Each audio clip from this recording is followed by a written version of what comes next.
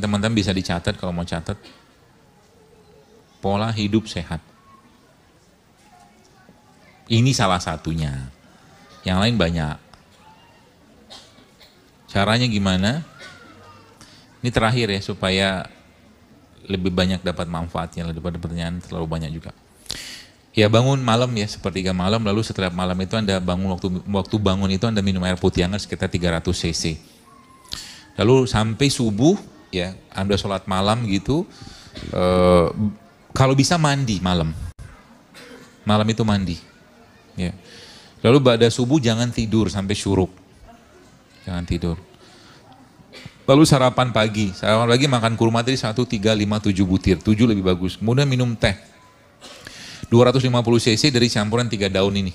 Daun tin, daun zaitun sama daun bidara ditambahkan dengan madu. Atau teh dari daun-daunan jenis apa aja. Ya, jahe juga boleh lah, nggak apa-apa. Teh pegagan, teh hijau, teh daun kelor juga enak dimakan. Daun kelor itu kalau dikeringkan, ya terus nanti dijadikan teh juga enak, insya Allah. Kemudian makan buah segar atau buah lokal, ya. Boleh dicampur dengan yogurt kalau ada, tapi yogurt yang homemade. Kalau homemade biasa nggak pakai pengawet kan. Ya. Atau kalau ketemu dengan yogurt yang dari susu kambing lebih bagus. Kalau ketemu.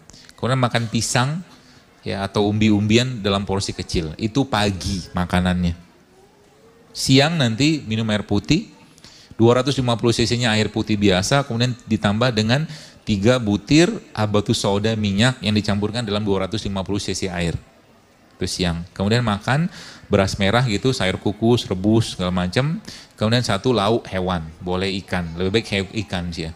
Tapi tidak digoreng, dikukus, 1 rebus, 1 dibikin pindang. Itu siang polanya. Nanti variasi bisa Anda bikin sendiri. Kemudian malam sebelum maghrib minum air putih 250 cc dan air rendaman rempah. Kayak begini juga bisa nih. Ya, sebanyak 250 cc dan minum minyak zaitun 3 sendok makan malam. Buah-buahan potong apa saja yang segar Anda bisa makan, kasih sedikit garam, tambahkan chia seed ini, boleh sedikit. Kemudian bisa Anda tambahkan sedikit dengan lada hitam, sedikit aja. Buah-buahan. Ya. Atau bisa juga pakai kurma, alpukat dihancurkan, kasih kurma sedikit, ya, itu udah cukup nanti, atau sedikit madu Anda bisa makan itu.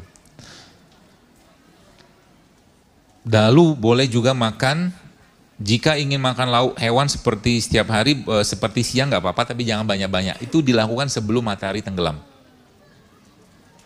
Atau Anda bisa juga makan bubur talbinah. Talbinah salah satu tepung sehatnya Nabi dari gandum. Bisa dilihat nanti banyak yang jual kok sekarang. Tepung talbinah namanya. Boleh diganti-ganti tepung talbinah atau bubur tadi itu dengan bubur kacang hijau atau kacang merah. Boleh, tapi pakai gula aren ya. Dan makanannya, camilannya pisang rebus, umbi rebus gitu. Ini pola ya, pola. Termasuk yang buat kanker juga bisa pakai ini. Kemudian minum air kelapa muda seminggu 2 kali. Ba'da isya tidur, malam nanti bangun. Puasa sunnah jangan tinggal. Kemudian berbekam pada tanggal 17, 19, atau 21 dan mulai olahraga. Olahraga itu minimal jalan lah 30 menit dalam 1 hari, itu minimal 2-3 kali seminggu. Kalau tiap hari bisa lebih baik.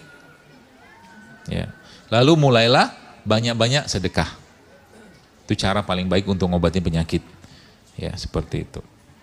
Dan yang tidak kalah pentingnya juga teman-teman, ya kalau pas dapat penyakit-penyakit begitu sudah cukup berat kayak kanker gitu kan, mulai berinteraksi dengan alam, jangan mendem di rumah. Buka sendalnya, ngemper tuh di rumput-rumputan. Cocok tanam. Kenalan lagi kulitnya ini dengan tanah. Ya, jangan diem. Ya, kalau diem nanti ya bahasa saya itu tubuh kita ini dikondisikan Allah sebenarnya harus berinteraksi dengan alam. Maka sebenarnya tadi saya tadi ke Wanayasa daerah Purwakarta, saya setiap tempat-tempat daerah atau desa kayak begitu tuh entah kenapa rasa adem nyaman gitu loh. Kenapa? Ngelihat banyak pohon, banyak apa gitu. Apalagi situ banyak sawahnya, itu Masya Allah. Nah itu perlu buat kita, terutama orang-orang yang sudah biasa hidup dengan suasana perkotaan.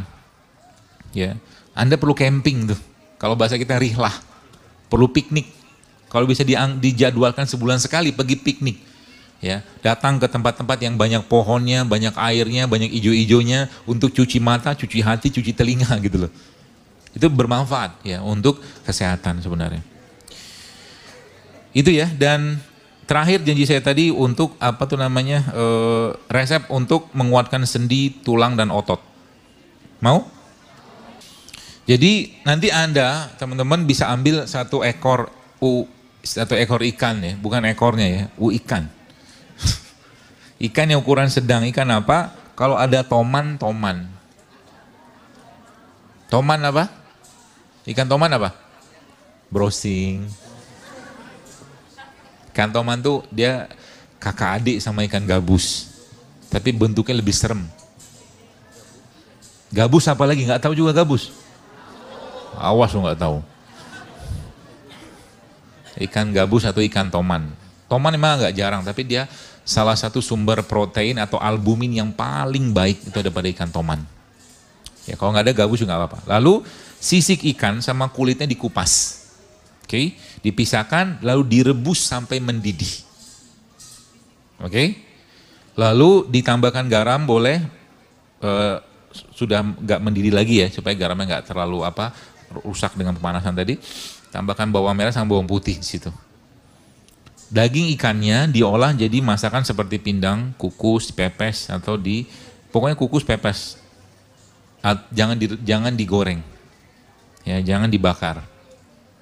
Air rebusan tadi 500 cc-nya ya, itu hanya bersama kulit ikan dan semua sisik-sisiknya tadi dimasak di blender bersama pepaya mengkel. Pepayanya ukuran kurang lebih tebal 2 cm, panjang 10 cm, kira-kira aja lah. Ya. Semuanya dimakan, jangan disaring. Fungsinya apa? Buat menguatkan, pokoknya dia baik sekali untuk tulang, otot, dan sendi. Ya. Itu, jadi ikannya jangan lupa dimakan. Ikan dimakan juga, dagingnya tadi kan, yang tadi kulit segala macam itu, apakah ini ada penelitiannya? Ada penelitiannya.